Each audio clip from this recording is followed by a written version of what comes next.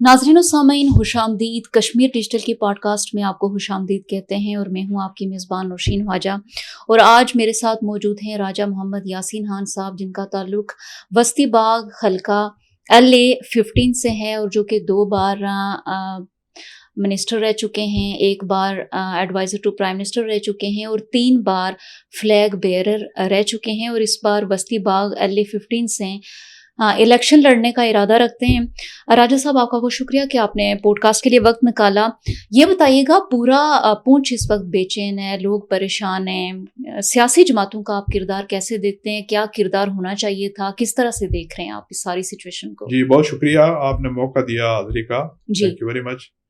بات یہ ہے، یہ صرف پونچھ کی بات نہیں ہے، پورے آزاد کشمیر میں اس وقت ایک بے چینی کی لہر موجود ہے جی، اور بدقسمتی سے پورا آزاد کشمیر اس دباؤ میں آیا ہوا ہے۔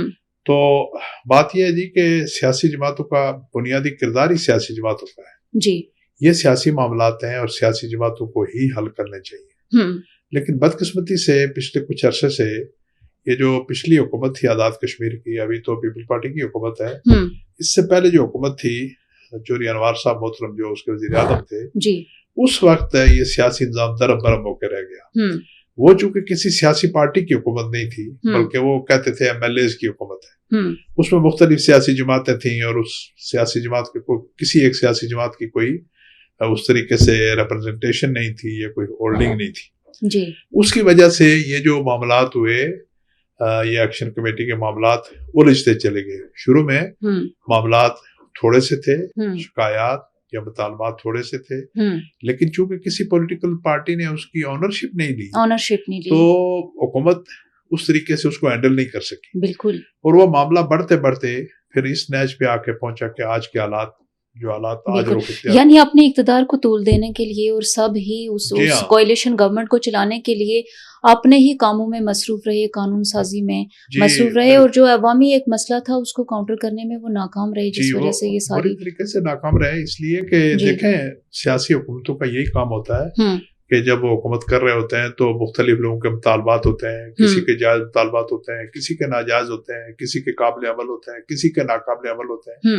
لیکن سیاسی جماعتوں کا یہ کام ہوتا ہے کہ ان کو طریقے سے بیٹھ کے معاملات کو ہینڈل کرنا چاہیے۔ وہ جو حکومت تھی چوری انوار صاحب کی، اس نے معاملات کو لنگر آن کیا، بالکل چھوٹے چھوٹے معاملات تھے۔ سر، کیا صرف لنگر آن کیا تھا یا اس کو انہوں نے بڑھکایا بھی زیادہ تھا؟ اس آگ کو جو بڑھکانے والی جو بات ہے، میں اس طرح کسی کو الزام دینا مناسب نہیں سمجھتا، لیکن ان کی نیگلیجنس تھی یا نیگلیجنس تھی، بالکل، کہ انہوں نے ایک چھوٹا سا مسئلہ جو ہے جو کہ آرام سے حل ہو سکتا تھا، اس کو بڑا مسئلہ بننے دیا۔ یہ ایسے ہی ہے جیسے خدا نخواستہ کسی شخص کو چھوٹی سی بیماری ہو جائے اور اس کا علاج نہ کرے تو وہ بڑھتے بڑھتے بڑی بیماری بن۔ بالکل، 4 سال جو ایکشن کمیٹی نے لوگوں کو اپنے ساتھ جوڑا، وہ تو اتنا عرصہ ان کو پرووائڈ کیا گیا، اتنا عرصہ جو ہے ان کو دیا گیا کہ یہ ساری چیزیں ایسی بات ہے جو آپ نے فرمایا نا کہ سیاسی جماعتیں، بنیادی یہ کام ہی سیاسی جماعتوں کا ہے جی، یہ کام سیاسی جماعتوں نے کرنا ہوتا ہے۔ کیا سمجھتے ہیں قیادت کی کمی تھی؟ قیادت کی کمی کی وجہ سے یہ سارے مسائل پیدا ہوئے۔ ایکشن کمیٹی کا بننا ایون اس کو آپ کیسے دیکھتے ہیں؟ جی، ایکشن کمیٹی اسی وقت بنی، لیکن اس وقت بات یہ تھی کہ کسی ایک سیاسی جماعت کی حکومت نہیں تھی جی۔ وہ آپ کہہ سکتے ہیں، لفظ ذرا سخت ہے لیکن چونچوں کا مربع تھا، مختلف سیاسی جماعتیں اس میں، ہماری مسلم لیگ بھی تھی، پیپلز پارٹی بھی تھی، اس میں آزاد گروپ بھی تھا، اس میں سابقہ PTI بھی تھی، تو کہیں کی اینٹ کہیں کا روڑا، بان متی نے کنبا جوڑا، یہ کیفیت تھی۔ بالکل، تو اس میں کسی ایک سیاسی پارٹی کی آنرشپ نہیں تھی۔ سیاسی جماعتیں جب حکومت بناتی ہیں تو پھر آنرشپ لیتی ہیں۔ بالکل، اب دیکھیں اس کے بعد پھر ابھی فیصل ممتاز راٹھور جو ہے پیپلز پارٹی کے وہ وزیر اعظم ہے، میں ہمارا تعلق پیپلز پارٹی سے نہیں ہے، میرا تعلق تو مسلم لیگ نون سے ہے، لیکن میں اپریشیٹ کروں گا کہ جب انہوں نے آ کے یہ سنبھالا معاملہ تو انہوں نے اس کو پولیٹیکل رخ دینے کی کوشش کی اور معاملات کو سنبھالنے کی کوشش کی، لیکن اس وقت تک حالات جو ہے ان کے اختیار سے، وہ ٹائم بھی تو بہت کم تھا، یعنی کہ 5-6 کے حالات ان سے اختیار سے باہر چلے گئے، بالکل معاملات بہت بگڑ گئے۔ تو آپ کے سوال کا جو بنیادی جواب ہے، میں آپ سے اگری کرتا ہوں کہ یہ کام سیاسی جماعتوں کے کرنے کا تھا جو بدقسمتی سے نہیں ہو سکتا۔ سر، 13ویں آئینی ترمیم کو آپ کیسے دیکھتے ہیں؟ کیا اس نے کچھ ایڈ آن کیا اس تحریک میں؟ نہیں، 13ویں ترمیم، آئینی ترمیم جیسے اختیارات کو واپس لینا، جی وہ کشمیر کونسل کے اختیارات تھے، جی اس کا اس سے کوئی تعلق نہیں ہے۔ ٹھیک ہے، 13ویں آئین ترمیم جو بالکل اور معاملات پہ تھی، اس میں کشمیر کونسل کو جو اختیارات حاصل تھے وہ گورنمنٹ آزاد کشمیر نے واپس لے لیے۔ ٹیکس کلیکشن کا ٹیکس کلیکشن کا آزاد کشمیر کو اختیار دیا گیا، پہلے پاکستان کلیکٹ کر کے آزاد کشمیر کو دیتا تھا، وہ ایک اچھی بات تھی، وہ جو ٹیکس کلیکشن کا معاملہ تھا وہ اچھا اقدام تھا 13ویں ترمیم کا. ٹھیک ہے. اسی طرح اس میں اور بھی کوئی اچھی بات. لیکن سر جو دعویٰ کیا جاتا ہے کہ عوامی مفاد میں ایسا کیا گیا اور خود مختاری ملی آزاد کشمیر گورنمنٹ کو، لیکن جو فنڈز انہوں نے ٹیکسز آج تک کلیکٹ کیے وہ سوائے ایڈمنسٹریٹو سیٹ اپ کے عام لوگوں کے مفاد میں کہیں پہ بھی یوٹیلائز یا ٹیکس کلیکشن میں کوئی اضافہ ہوا؟ ایسی بات درست نہیں ہے. ٹیکس کلیکشن جو ہوتی ہے وہ ٹیکس کلیکشن نیشنل ایکسچیکر میں جاتی ہے. ٹھیک ہے. گورنمنٹ کے خزانے میں جاتی ہے, وہاں سے پھر اخراجات ہوتے ہیں. اس بات پہ آپ بحث کر سکتی ہیں کہ جو گورنمنٹ کا خزانہ درست استعمال ہو رہا ہے نہیں استعمال ہو رہا ہے. پلفریج تو ہر جگہ ہوتی ہے, ٹھیک ہے, کرپشن بھی ہر جگہ ہوتی ہے, وہ ایک علیحدہ ایشو ہے. لیکن جو ٹیکس کلیکشن ہوتی ہے قانون کے تحت وہ گورنمنٹ کے خزانے میں جاتی ہے اور وہاں سے پھر یوٹیلائز ہوتی ہے. ٹھیک ہے سر, عوامی مفاد میں کیا سمجھتے ہیں کہ قانون سازی ہوئی اس دوران کوئی عوام کے مفاد میں؟ آپ نے دیکھا عوام کے مفاد میں تو قانون سازی ہر وقت ہوتی رہتی ہے. اچھا. جو اسمبلیاں ہیں جو وہ کیا کرتی ہیں, ان کا کام یہی ہوتا ہے قانون سازی جو کرتی ہیں عوام کے مفاد میں ہی کرتی ہیں. سر لیکن دیکھنے میں آیا کہ کوئی بھی بل جو پیش ہوتا ہے یا کوئی قرارداد پیش ہوتی ہے اسمبلی سیشنز جب ہوتے ہیں تو وہ یا تو ایڈاک ملازمین کے حوالے سے ہوتے ہیں یا جو سرکاری ملازمین ہیں ان کے کوئی مطالبات ہوتے ہیں جس پر کوئی نہ کوئی بات چیت ہوتی ہے. تو اب عام بندے کے مفاد میں آج تک جو کوئی دیکھی ہو آپ نے کوئی ایک مثال کے جو قانون سازی عام بندے کے مفاد پہ بے شمار باتیں ہوتی ہیں. اب ایک قانون کی یہ تشریح تو کی نہیں جا سکتی. جو آپ اڈاک ملازمین کی بات کر رہی ہیں نا وہ بھی تو آزاد کشمیر کی شہری ہیں نا. مطلب سرکاری ملازمین یا بڑے ملازمین کے لیے کوئی اسپیشل قانون پاس کیا جائے مراحت کا وہ تو چلے اچھا نہیں ہے. لیکن اڈاک ملازمین بیچارے ایک گریڈ 1 یا 2 3 4 کے جو کلی تھے جو سڑک پہ بیٹھ تھے وہ لوگ تھے اور 20 30 سال سے وہ اڈاک کام کر رہے تھے اور ان کو اگر پرماننٹ نوکری مل گئی تو یہ ان کو روزی کا ذریعہ بن گیا. یہ تو غلط بات نہیں. یہ بنیادی طور پہ عام بندے کو کیا شکایت ہے گورنمنٹ سے؟ عام بندے کو دیکھیں شکایات مختلف طرح کی. مثلا پہلے جو ایکشن کمیٹی ہے ان کی جو بنیادی شکایت تھی وہ پہلے جو انہوں نے جس معاملے کو اٹھایا اس وقت بجلی کے ریٹ بہت بڑھ گئے تھے. ہمارا جو بنگلہ ڈیم بنا تھا اس میں گورنمنٹ پاکستان کے ساتھ ایگریمنٹ تھا گورنمنٹ آزاد کشمیر کا کہ بجلی اس ریٹ پہ آزاد کشمیر کو دی جائے گی جس پہ وہ پروڈیوس ہوگی. تو جو ایکشن کمیٹی والے لوگ تھے ان کا مطالبہ تھا کہ بجلی 3 روپے یونٹ پروڈیوس ہوتی ہے تو ہمیں 3 روپے یونٹ دی جائے. یہ ایک شکوہ تھا. دوسرا اس وقت آٹے کا بحران پیدا ہو گیا تھا. آٹا جو ہے 4000 4500 5000 روپے من پہ چلا گیا تھا. تو ایکشن کمیٹی اور جو لوگ تھے اس کے ذمہ دار انہوں نے کہا جی کہ آٹے کا جو ریٹ ہے وہ نیچے لایا جائے 2000 روپے من کیا جائے. تو اس طرح کے مطالبات تھے. پھر اس طرح کے اور مطالبات ہیں. فرض کریں یہ جو سر کیا نقائص موجود تھے آٹے کی جو خریداری کی جاتی تھی حکومت آزاد کشمیر کی طرف سے پاسکو سے, اس میں کیا دیکھتے ہیں کوئی مسائل موجود تھے اس وقت؟ دیکھیں یہ تو نیٹی کریٹی ہے نا کہ جو بھی معاملہ ہے حکومت جہاں بھی ڈیل کرتی ہے چھوٹی موٹی خرابیاں بھی ہوتی ہیں, رشوت بھی ہوتی ہے, یعنی وہ مس مینجمنٹ تھی جس وجہ سے بڑے پیمانے پہ مس مینجمنٹ نہیں. جیسے ہمارے پاکستان کا معاشرہ ہے, ٹھیک ہے, آپ کس محکمے میں چلی جائیں جہاں بھی آپ چلی جائیں کوئی نہ کوئی خرابی تو ہوتی ہے. کہیں کرپشن ہوتی ہے, کہیں رشوت ہوتی ہے. اس طرح کے معاملات چھوٹے موٹے تو یقیناً ہوتے ہوئے, لیکن میجر کو ایسا بڑا ایشو نہیں تھا آٹے کے پاسکو کی خریداری کے معاملے میں. آزاد کشمیر کا پاسکو کا معاملہ نہیں ہے. آزاد کشمیر کا انڈیپینڈنٹ آٹے کا نظام ہے, ٹھیک ہے, تو اس میں گورنمنٹ پاکستان ایلوکیشن دیتی ہے اور آٹا ملتا ہے. تو اس میں چھوٹی موٹی خرابی یقیناً ہوتی ہوگی. کس کون سے محکمے میں نہیں ہوتی, پاکستان میں بھی ہوتی ہے, دنیا بھر میں ہوتی ہے, لیکن کوئی میجر ایشو ایسا نہیں ہے جس کو بڑا ایشو آپ. ٹھیک ہے سر, مسلم لیگ نون نے آپ کو ٹکٹ دینے کا وعدہ کیا تھا لیکن وہ وعدہ پورا نہیں ہوا, تو اب آپ کیا کریں گے, آگے کیا ارادہ رکھتے ہیں؟ دیکھیں جی, میں ابھی بھی 1-2 جگہ اسی حوالے سے بات کر کے آیا ہوں, انٹرویو دے کے آیا ہوں. جی, مجھ سے وعدہ کیا تھا مشتاق مناز صاحب جو ہے ہمارے اسی حلقے سے جس سے میں ہوں اس سے ان کا بھی تعلق ہے, ٹھیک ہے, تو انہوں نے وعدہ کیا تھا کہ آئندہ, اس وقت ضمنی الیکشن ہو رہے تھے, تو انہوں نے کہا جی کہ ضمنی الیکشن میں آپ میری سپورٹ کریں تو آئندہ میں ٹکٹ کا امیدوار نہیں ہوں گا.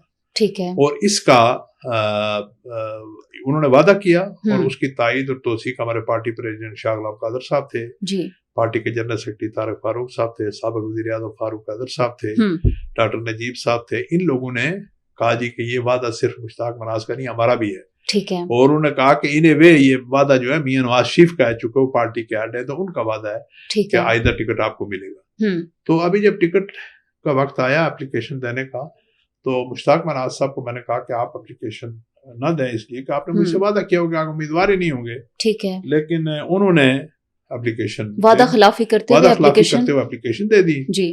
کیا سمجھتے ہیں ان کی کیا پوزیشن ہے اس وقت وسطی باغ میں؟ کیا آپ کے مقابلے میں ووٹ بینک ان کا اسٹرانگ ہے؟ بہت کمزور ہے. ٹھیک ہے. بات یہ ہے کہ میں بات کروں تو شاید اس سے یہ تاثر ہوگا کہ میں چونکہ سیاسی لحاظ سے رائیولری ہو گئی, لیکن آپ کسی سے بھی پوچھ لیں ان کی حلقے میں پوزیشن انتہائی کمزور ہے.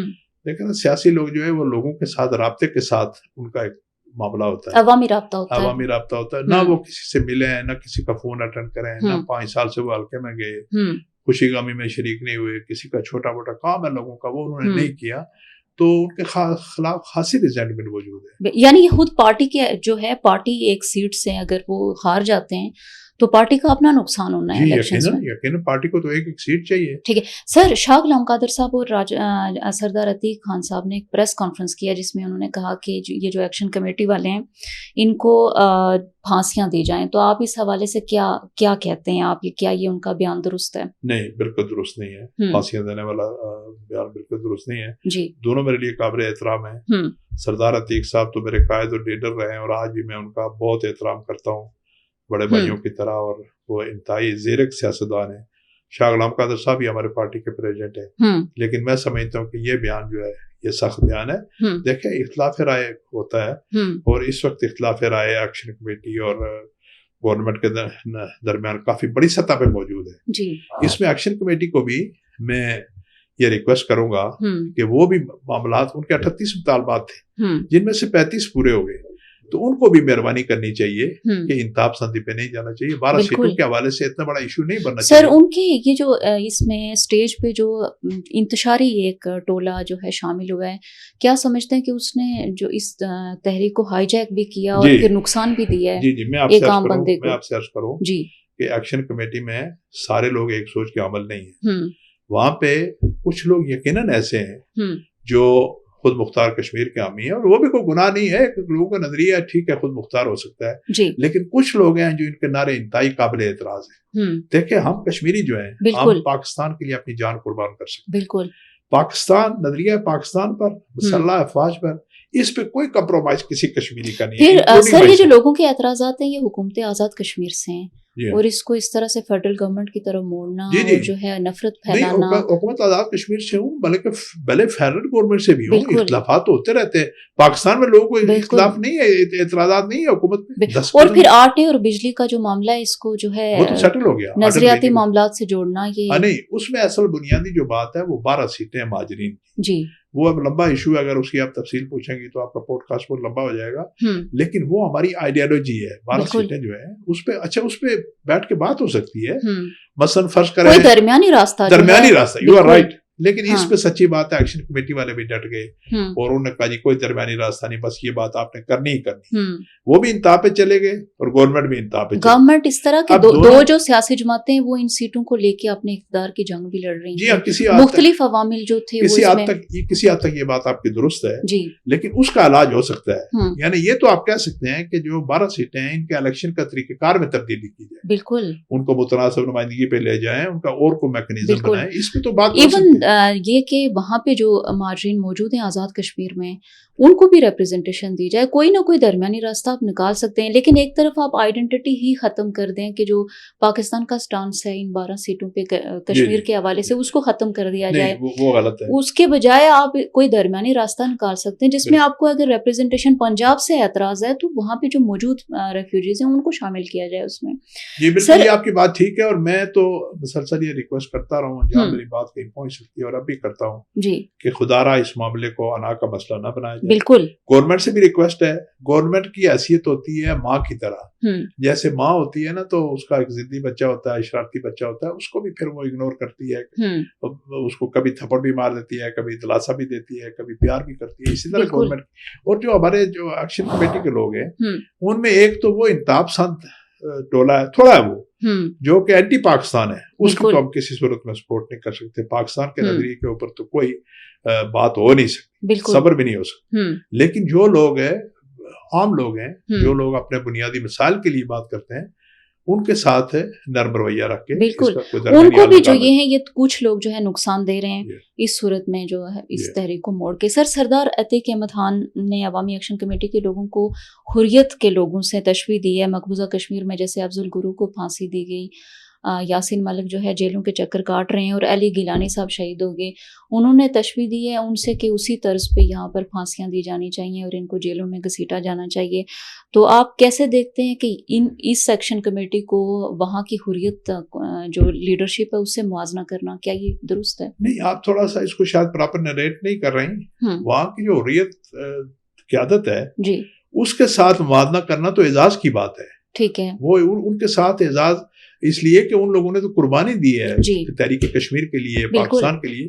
میں عتیق صاحب کا انٹرویو نہیں سن سکا, انہوں نے یہ اس طرح شاید نہیں کہا ہوگا.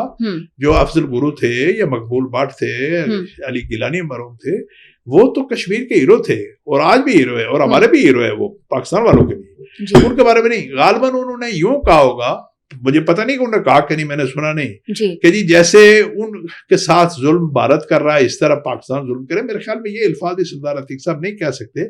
اب سچی بات ہے, جب تک مجھے پورے الفاظ پتہ نہ ہو, پھانسی والے تو میں نے سنے تھے, اس میں نے آپ کو کمٹ کر دیا. باقی جو بات ہے کہ یہ تو عتیق صاحب نہیں کہہ سکتے کہ جیسے ان حریت رہنماؤں کے ساتھ ہے موازنہ کرنا. نہیں, موازنہ پھر پتہ نہیں کیسے انہوں نے کہا, لیکن بہرحال اس میں بنیادی بات یہ ہے کہ وہ تو سارے ہیرو تھے اور ان کی بڑی قربانیاں, انہوں نے جانیں دے دی. میرواز صاحب ابھی گرفتار ہیں, شبیر شاہ صاحب گرفتار ہیں, افضل گرو ہو گئے اور یاسین ملک ہو گئے. انہوں نے کسی نے جان کی قربانی, بالکل وہ ایک بڑی کاز تھی اور آٹے بجلی کے یہ بنیادی مطالبات تو ہرگز نہیں تھے جس نہیں, اس میں تو ہم بنیادی طور پہ پاکستان کا اور آزاد کشمیر کا کوئی محب وطن شہری ان کے خلاف بات نہیں کر سکتا. وہ ہمارے ہیرو ہیں, انہوں نے ہمارے لیے جانیں قربان کی, انہوں نے اپنا خون دیا ہے کچھ جیلوں میں, تو وہ تو قابل احترام ہے. بالکل. راجہ صاحب آپ کا بہت شکریہ کہ آپ نے ہمیں پوڈ کاسٹ کے لیے وقت دیا. کشمیر ڈیجیٹل سے نوشین خواجہ کو دیجیے اجازت, ملتے ہیں ایک نئے پوڈ کاسٹ کے ساتھ, تب تک کے لیے اللہ نگہبان.